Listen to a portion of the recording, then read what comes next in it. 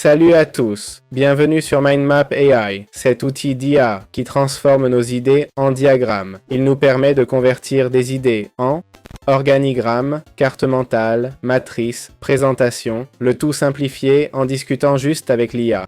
Pas besoin de compétences, on parle naturellement, ok? L'IA utilise le contenu web et sa base de données pour générer ce qu'on demande, compris?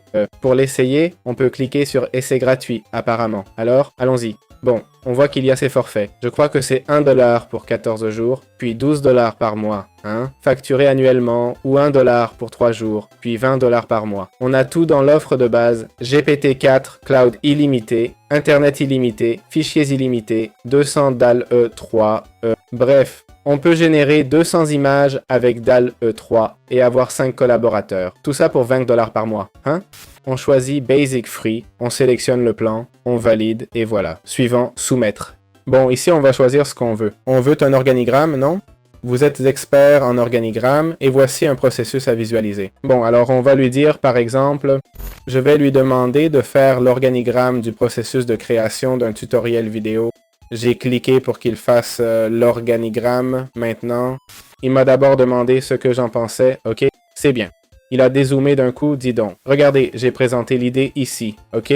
Ça m'a paru bien, je lui dis, ok, fais-le. C'est ce qu'on veut voir, non? Et comment je bouge? Oups, un peu. Ouh là là là là. C'est quoi le bouton pour bouger? Ça ne me laisse pas le déplacer, vous voyez? Bon, voilà l'organigramme avec démarrer, lancer le processus, analyser les besoins, d'accord? Et là, on peut créer un autre module, non? On dirait, car ça ressemble à un module. Effectivement, vous voyez que c'est lié. Ça veut dire qu'on peut créer d'autres modules, ok? Via le chat d'intelligence artificielle. Je pense qu'on peut aussi créer manuellement notre truc, d'accord? Et ça, je suppose que, je peux créer des cartes ici à gauche et tout, ok? On dirait que je peux les exporter et tout, donc parfait, non? Là, on aurait tout. Ici, on a de quoi faire une carte mentale, un organigramme, un T-chart, une diapo, ok? Un Kanban, un arbre et une frise chronologique, d'accord? Etc. Donc voilà. Bref, on peut tout créer ici. Voilà comment fonctionne l'outil MindMap. Je pourrais jeter un œil aux avis, mais bon.